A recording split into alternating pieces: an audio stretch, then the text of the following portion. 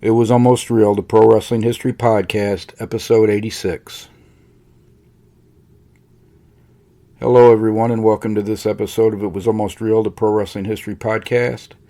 My name is Ken Zimmerman Jr., and this is the podcast dedicated to the history of professional wrestling from 1870 to 1930. And in this episode, I'm going to warn everybody right out of the gate. It's going to be kind of a heavy episode because it will be a solo episode because I have to let all the listeners know.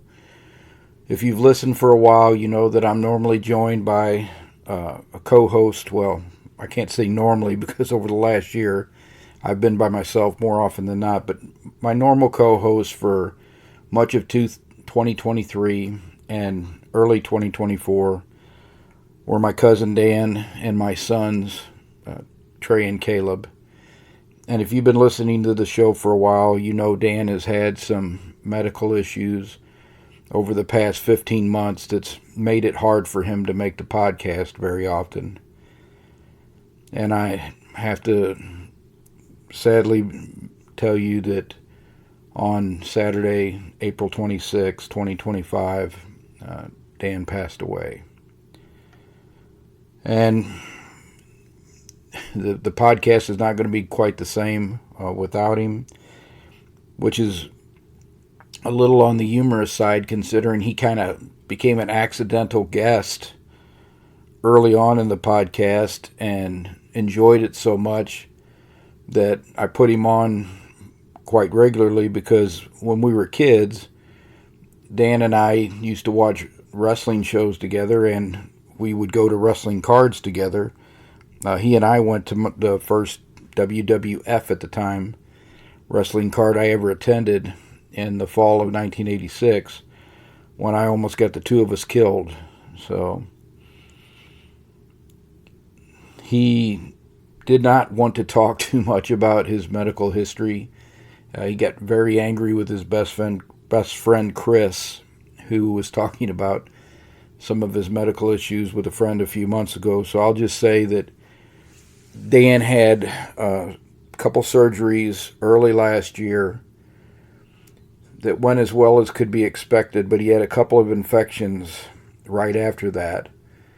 So he has been trying to get back his health and trying to get back on his feet for the better part of the last 15 months. He spent almost all of the last 15 months either in a hospital or a skilled nursing facility. And he was really struggling towards Thanksgiving of last year. But a few weeks before Thanksgiving, he went to a new skilled nursing facility. And this was the first one where he actually started to make progress. And it appeared like he was going to go home within about a year. They had created a plan for him that they thought they could get him back on his feet, where originally he would live with us for a couple of months, and then he was going to find, once he got all of his financial stuff straightened out with long-term disability and that, he was going to go into an assisted living and go back to living on his own. And, you know, we'd help him out and keep an eye on him, of course, but he was going to be able to go back on his own. And then on Monday, March 31st, he was having dialysis and he passed out. And they discovered some internal bleeding. And the internal bleeding was linked to cancer. And they did a surgery on April 5th that they thought they got most, if not all, of the cancer. And he was doing so well, he was going to go back to the same skilled nursing facility and restart his rehab and everything. But then he started having excruciating pain. And they found out he had a very serious infection. And ever since that time, they've been trying to get the infection under control. He was in a step-down room. He went back to ICU. Then he went back into intensive ICU. And on Wednesday night, the 23rd, he had a issue with his heart. And he had to be put on a ventilator. And he had made me promise him that I would not let them put him on a ventilator or a breathing tube or anything like that.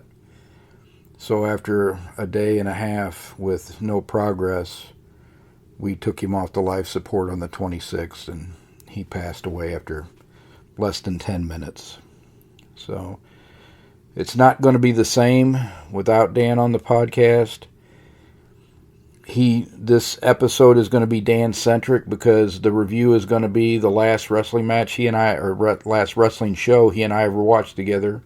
We watched the April 16th AEW show together in his hospital room because Dan was always planning to come back on the podcast. He was saying, yeah, we could watch the show and then we could talk about that on the podcast. So he was always wanting to be back on the podcast. That was always his intention. And he had been watching some matches on YouTube that he wanted us to recommend, and they were on Billy Darnell. So that is who I will be recommending those matches this week as well. And for the history topic, I'm going to talk about a mixed bout that I'm pretty sure I've never covered on any of the other podcasts before. And it was a mixed boxer versus wrestler match from St. Louis in November of 1935. So that'll be our history topic. For those that had been praying for Dan and passing on their good wishes and that, I want to thank everyone. And I know it was a tough 15 months for him, and this is not the outcome any of us wanted. Least of all,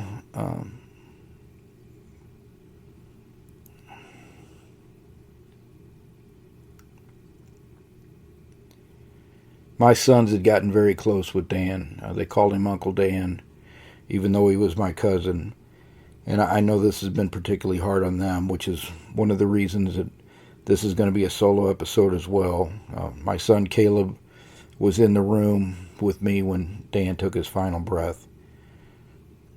So the boys will be back on the podcast soon, but for right now, I think that it's best that I just carry on with this week's show by myself. And if I break down, you won't hear it because through the magic of editing, I'm going to take that out of there. It's heavy enough as it is without having to listen to somebody break down. So thank you for the well wishes for Dan, and we really appreciate it. I'm going to kind of jump into the history topic here, and then I'm going to get into the reviews and recommendations. And hopefully, if this episode is a little short, you will bear with me, and I'll try to make up for it in the next episode. So, before there was mixed martial arts, there were style versus style matchups between martial artists, wrestlers, and boxers. In the United States, in England, throughout the world. They were going on in Brazil in the 20s and 30s. So this particular match, or bout, was between, first of all, it occurred on November 19th, 1935 in St. Louis. And it was between professional wrestler Ray Steele and professional boxer Kingfish Levinsky. And this was a mixed wrestling versus boxing bout. The Missouri State Athletic Commission actually created special rules for this match. And the commissioner said that the bout would consist of 3-minute rounds, just like a boxing match. The commissioners allowed Levinsky to punch even if he was on the mat. So if Steele took him to the mat, Levinsky could still punch. Not effectively, but he could still punch.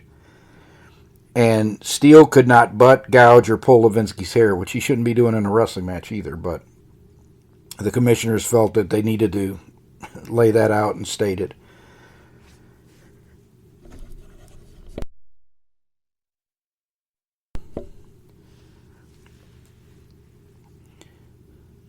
And then to win, Steele would have to pin Levinsky to the mat for 10 seconds or make Levinsky give up.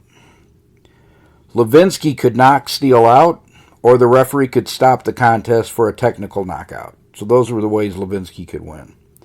Physically, the men are pretty even. Levinsky's 5'11", Steele is 6 foot tall. They both weigh 205 pounds. Levinsky has the age advantage. He's only 25 years old.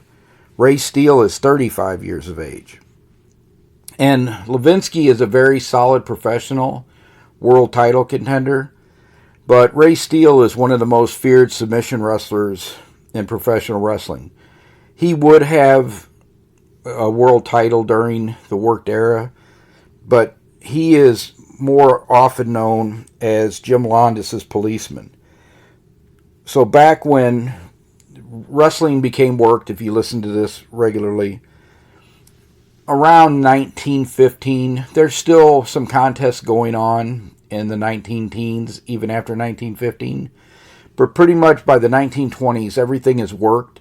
Anything that's going on in the 1920s that's a legitimate contest in professional wrestling is either an agreed-upon legitimate contest to settle a promotional war where the parties don't trust each other to abide by what happens if it was a closed-door training match, because that's where most legitimate contests should occur in that time frame. But sometimes they didn't trust each other, so they would agree, okay, we're going to have a legitimate contest to settle this. Ed Strangler Lewis versus Lee Wyckoff in the 1930s is an example of that. Ray Steele actually wrestled a legitimate contest against Ed Strangler Lewis to settle a promotional war between Landis's group and Ed Strangler Lewis's promotional group. Or a double cross. Besides legitimate contests that settle promotional wars, the only other legitimate contests are double crosses. And that's where the policeman came in, because the policeman would be there to try to prevent double crosses when someone would go into the business for themselves against a champion. And if they were worried about that, to get the title shot, you would have to wrestle the policeman. And the policeman would beat you, or even if he lets you win to set up the title match with the title holder, he would probably hurt you to make sure that you couldn't double cross the champion when it came time to have the world title match. So Steele was Landis's policeman for a number of years. And Landis could shoot, and he did know how to hook, but he was never on the level of a Ed Strangler Lewis, John the Nebraska Tiger Man Pesek, or Joe Stecker. In most mixed style matches, the wrestler or the grappler is normally considered to have the advantage over the striker. Because for strikes to be effective, the striker wants the person at the end of his power when he's striking. And once the grappler takes the striker off their feet, they have a very hard time punching effectively from the ground, number one. Number two, when they're off their feet, it's very hard for them to have them at the end of their power, which is what they need to knock them out. And even on their feet, when the wrestler's constantly trying to crowd them and take them down, it's hard for them to get off those effective strikes in close quarters. And if you want a good modern example of that, you want to think about Randy Couture versus James Toney at UFC 118. Now, not all big mixed bouts ended like Couture versus Toney.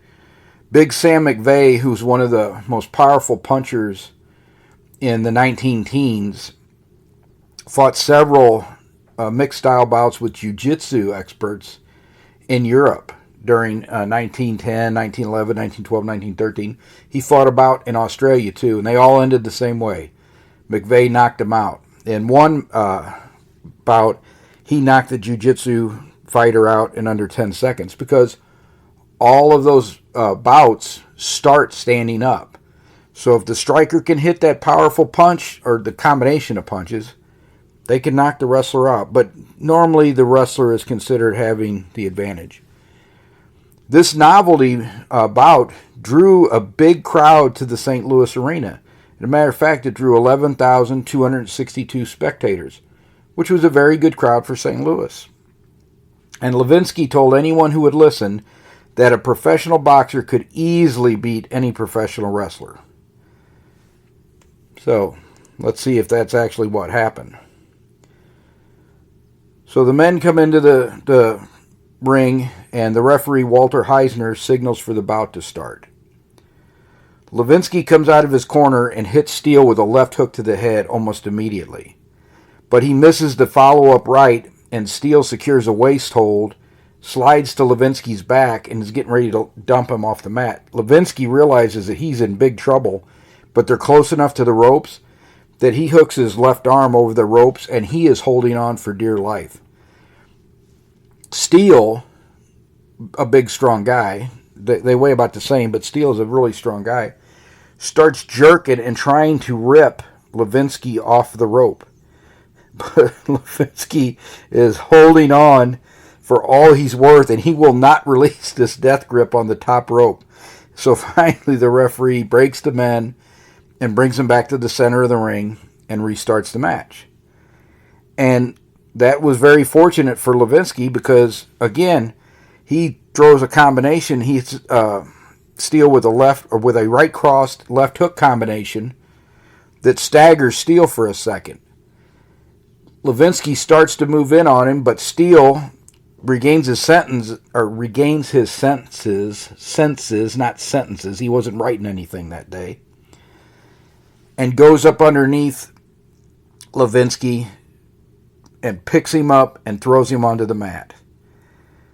Steele drops onto Levinsky with a body lock and just basically lays on Levinsky for 10 seconds while Levinsky's flailing weak punches with his right hand. Steele actually won the match in 35 seconds.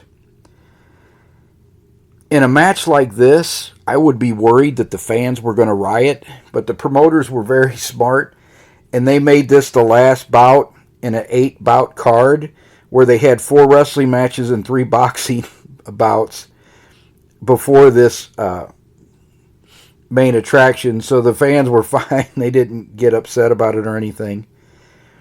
And there was no riot to be had. Walter W. Smith of the St. Louis Star-Times interviewed Levinsky after the bout, and Smith asked him what he thought of Steele. Levinsky said strong.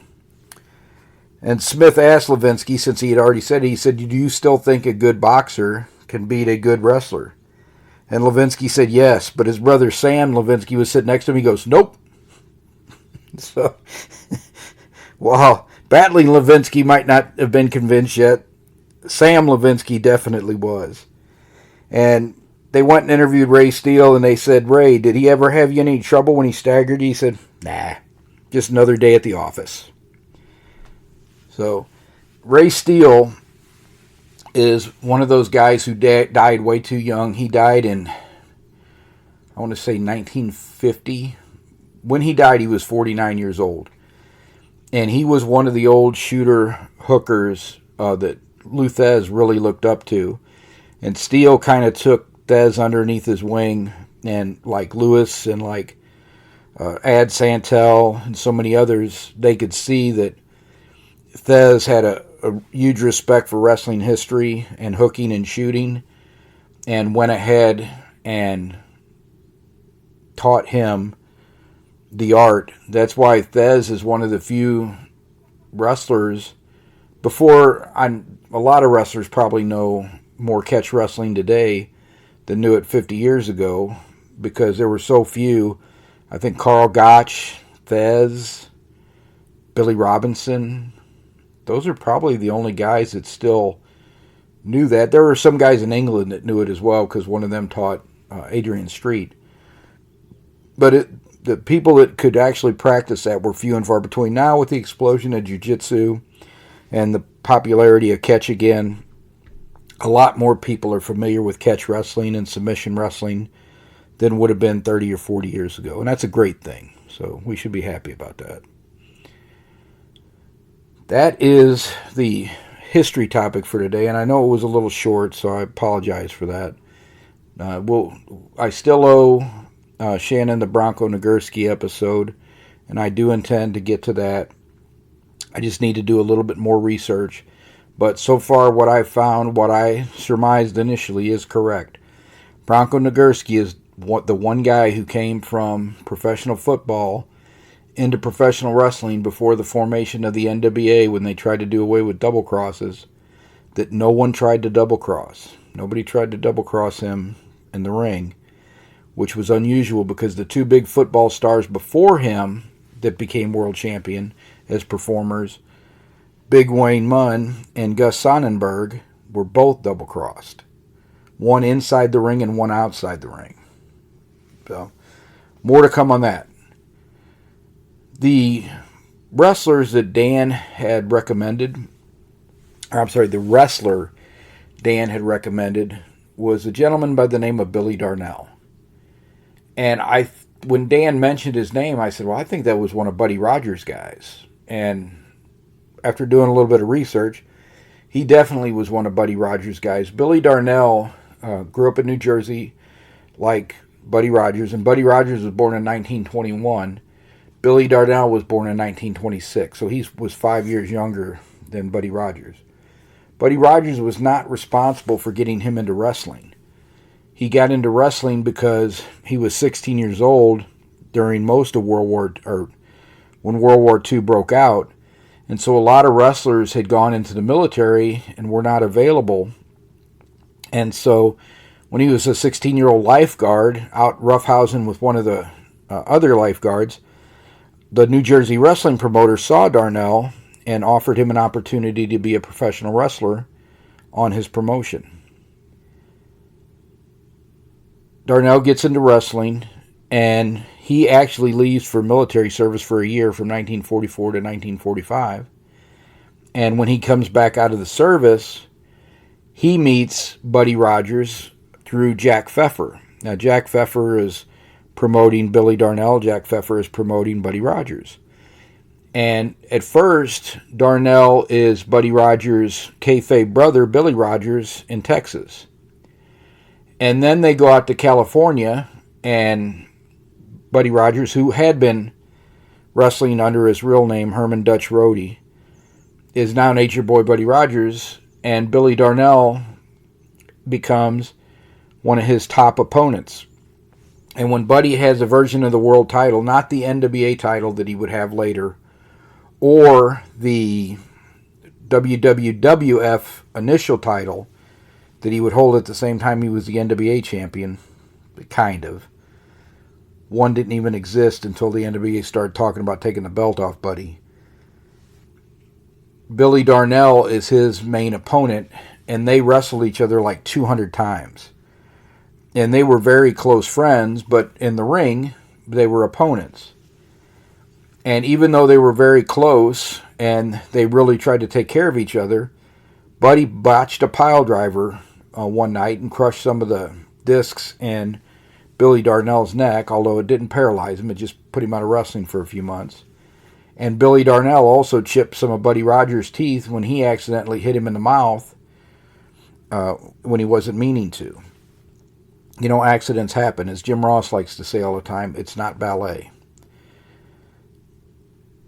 Darnell actually retires before Buddy does. I thought because of the timing. Oh, and Billy Darnell had a very successful tag team with Bill Melby for several years in Chicago, and that will be one of the matches we recommend. I've got 2 single matches that I'll put up in the show notes. So for the show notes, you'll go to kenzimmermanjr.com/episode 86, and I will have the links up there for the matches. One is Billy Darnell versus Herman Herring, something like that, German heel gimmick. Then Billy Darnell in another singles match. This one only goes about 13 minutes. And then it's Billy Darnell and Bill Melby versus Bob Orton. Oh, I know. It was the Great Yamato is who he is in the other singles match with. But in that match there, it is Billy Darnell, Bill Melby versus the Mighty Atlas and Bob Orton Sr. So I'll put those links up in the show notes at kenzimmermanjr.com/episode 86. But as I was saying before that, the Billy Darnell actually retires in 1961 because it was so close to Buddy Rogers being defeated by Sammartino and retiring for a while because of his heart issues. I thought that they might have retired. He might have retired because Buddy was retired, but he actually retired 2 years before him. He was only 35, but he had been wrestling for 19 years at that point. And maybe the crushed discs in the neck didn't help things, but Billy Darnell actually lived to be 81 years old. Died in 2017? No, 2007. Many years after his mentor, Buddy Rogers. But he lived to be 81 years old. He went back and he owned a restaurant. He, I think, worked for one of the cities he lived in, New Jersey. He moved to Florida for a little while to be by Buddy, and they rekindled their friendship. But he spent most of his time in New Jersey, and he passed away in Maple Grove, New Jersey. And Darnell was one of the biggest stars in the late 40s, but mostly 50s.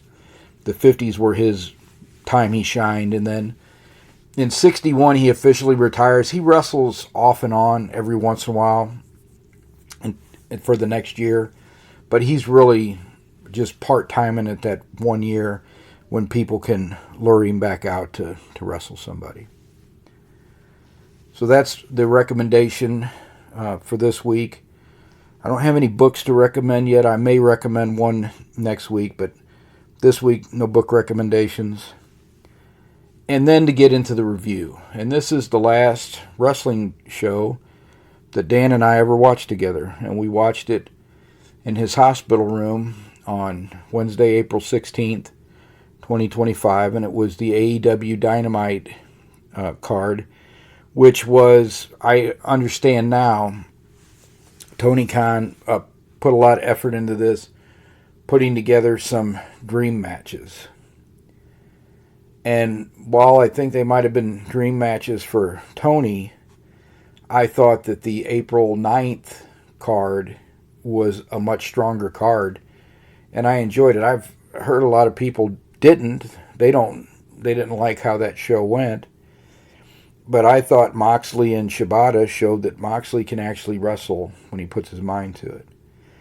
I should say before I get too deep in the weeds here that I had in that last episode recorded an entire review of WrestleMania 41, and then I just got rid of it all.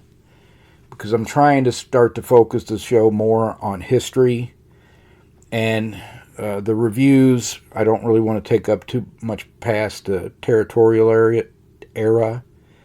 I am going to start looking, WWE is putting out a lot of good stuff that they own from the territories and that in the WWE Vault on YouTube.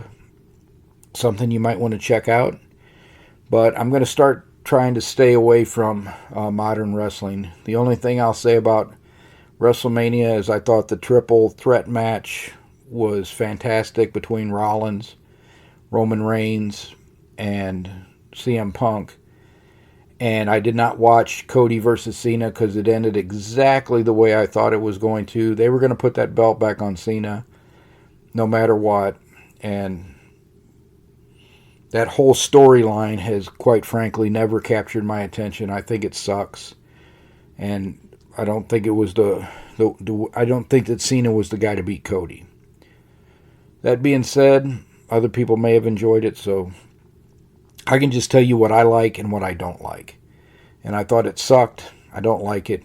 And I do recommend to you go on YouTube and you listen to Brian Last and Jim Cornette talking about the WWE's Rock problem, because I think Brian Last nailed the issue with The Rock and WWE and him inserting himself into stuff.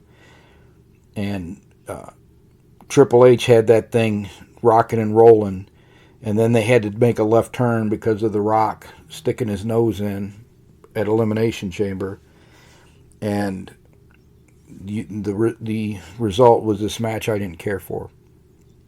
So I should have put that in the recommendation. I will put that in the show notes. I'll put a link to that in the show notes. But back to this, the last card, that Dan and I watched. So and Dan and I only watched the first hour because visiting hours ended at 8. Later on that week, I went back and watched the second hour, which I actually think was better than the first hour by far. So the first hour starts out with Mercedes Moné versus Athena, who used to be Ember Moon and the WWE NXT television show.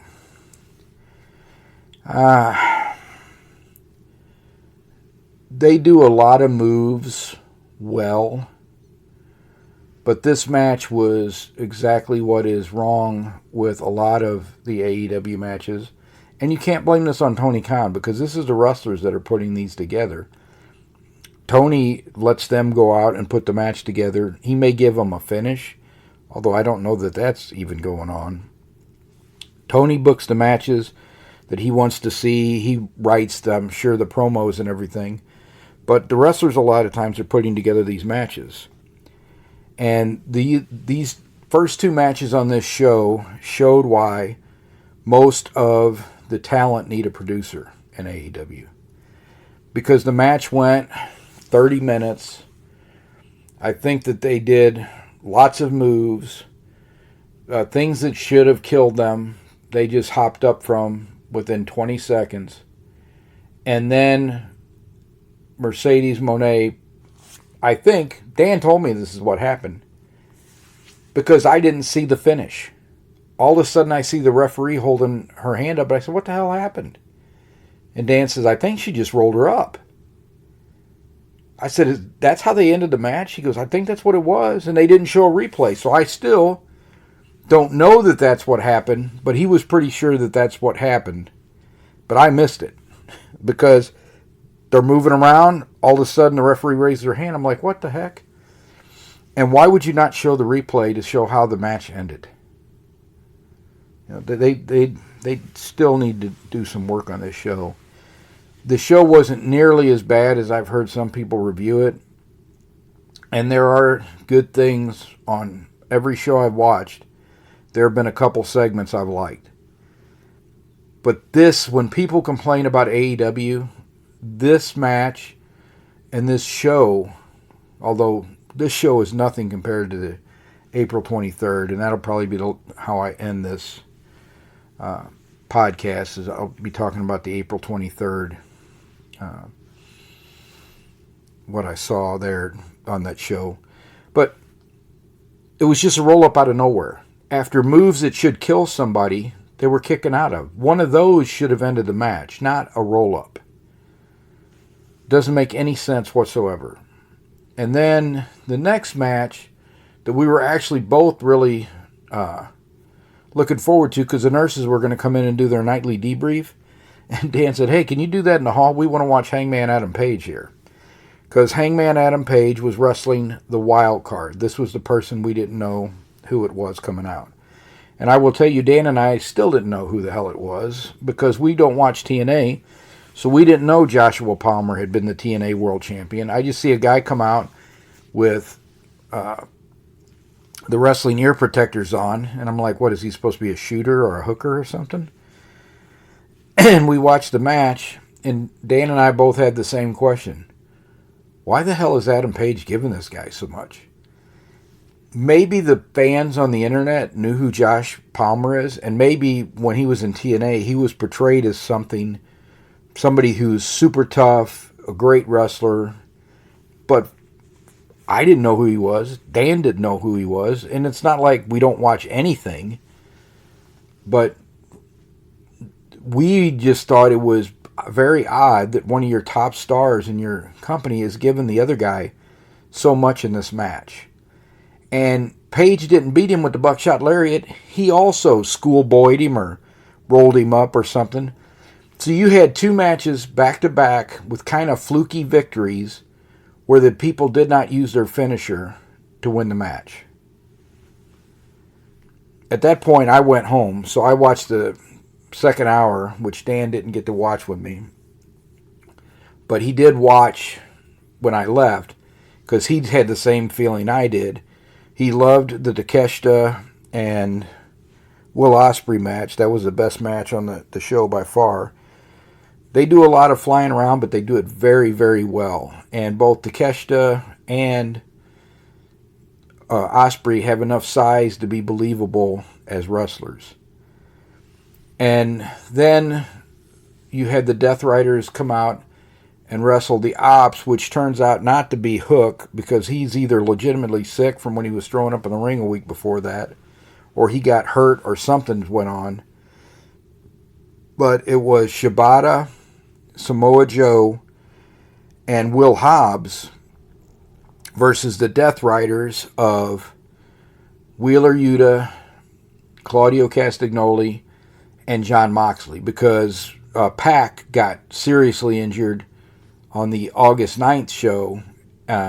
His ankle is really screwed up, so he is not able to wrestle right now. And Samoa Joe beat Jon Moxley, and they won the World Trios Championship, which that's not that big a deal, but it does set Samoa Joe up as Moxley's next contender, which I don't think is a bad thing. I think that's probably a good thing. I don't think Joe's going to beat him. I think he should, because I think this Death Rider thing is not gotten over. When you first see them, when they come out, they are impressive looking, except for Yuta. They should get rid of him, but now with Pac hurt, they probably have to keep him. But Pac looks like he fits. Castagnoli looks like he fits. This is the absolute best role Marina Shafir has ever had. I'm sorry, Marina Shafir. It's the absolute best role Marina Shafir has had. And Jon Moxley is in good shape. He has these weird mannerisms. I was trying to remember the other day, there's a television show with a guy that walks around like that. Oh no, I know what it was. I was watching the new Tom Hardy film on Netflix, which the name is escaping me right now. It's not Havoc, but it's like a one-word film where he is a New York detective, and he ends up in the middle of this gang war because the corrupt mayor of New York, he owes him a favor. And the way Tom Hardy is walking around in this movie, I was like, has he been watching Jon Moxley's motions on AEW? Because he was walking and moving in this film the exact same way Moxley does. And Moxley couldn't have seen this because he was doing this before that movie came out. But, yeah, this just has this really weird mannerism. But he looks like an athlete. He's big enough to be a believable professional wrestler. But this whole angle they got going, it's reminiscent of the NWO. After they kicked the crap out of all the baby faces for like a year straight, they pretty much just gobbled up all your baby faces. You don't have any baby faces that anybody really cares about. So this whole Death Rider thing is not working, and they probably need to move on from it, but Tony Khan seems to be pretty bought into it, so I don't see that happening anytime soon. Hence, I don't see Samoa Joe defeating Moxley for the title. And that brings me to the following week, where they started the show. And this is where I tapped out. I didn't watch any more of the show after this.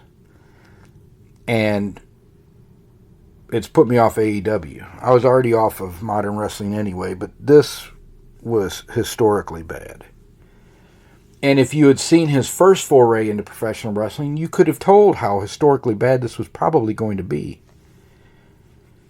But they have Master P come out at the beginning of this. Now, Master P is a rapper from New Orleans that he did an angle on WCW television towards, I think, the dying days of WCW, because Kurt Hennig was running around in a cowboy hat, being the West Texas Outlaws when he's from Minnesota. But the West Texas Outlaws was supposed to be this heel group of Hennig. I think Barry Windham was in there. I know Bobby Duncombe Jr. was in there. And they started singing this horrible song called Rap is Crap. And they actually became the baby faces against Master P and the No Limit Soldiers. That's how unpopular this angle and Master P as a wrestling personality was. For whatever reason, Tony, I guess, didn't pay too close of attention to that, or maybe he remembered it better, being the fact that he was a WCW fan back in the day. But Master P is sitting in the ring. Well, I remembered how bad it was, because as soon as I saw him, I'm like, why would you bring him out and put him in a wrestling show after his last foray? Granted, it was 20 years ago, but still. I know they're in New Orleans, but I don't know that this is going to really draw their crowd or do anything.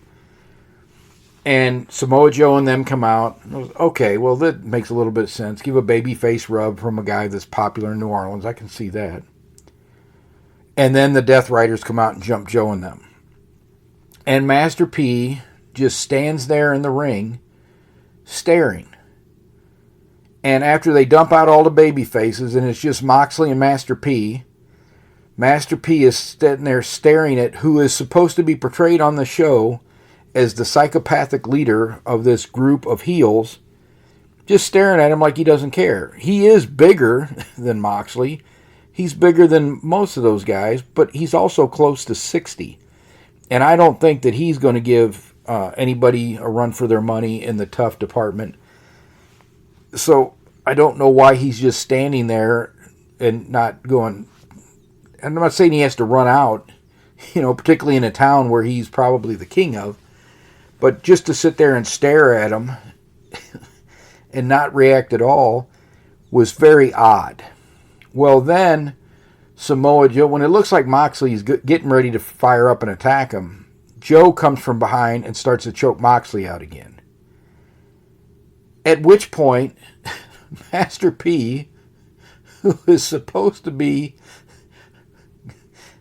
a babyface, I'm sure, and give it a babyface rub to Joe and the Ops, starts throwing the weakest punches I've ever seen into Moxley's stomach while Joe is holding him in a choke. This is typical babyface behavior. When one of my toughest friends goes and grabs somebody and starts choking him out because he's a wise ass that jumped him and hit him from behind, I always run up and start sucker-shotting the guy in the gut in front of the entire fan base. So Joe realizes this shouldn't be going on for what we're trying to accomplish here, turns away from Master P with Moxley, so Master P is not punching him in the stomach anymore. And instead of getting a clue that, I probably shouldn't be sucker-shotting this guy while the other guy's got him tied up, Master P comes around the side and starts hitting Moxley in the side, again, with some of the weakest punches I've ever seen in my life. Hitting him in the side while this monster of a babyface, Samoa Joe, is holding Moxley helpless in this chokehold. And at that point in time, I said, okay, I've had enough of this nonsense already. Why am I wasting my time? There's only so many hours in the day I've got to do stuff. I need to just move on from this. So I tapped, and I just tapped on the show. So I didn't watch any more after that. That has to be probably the worst segment I've seen in at least 15, 20 years. And I've seen some really bad crap on both AEW and WWE in that time. I don't think anything's going to top Katie Vick because that was just disgusting and in such poor taste. But this was just epically bad on so many levels. You had to laugh not to get irritated by it. But so better luck next time.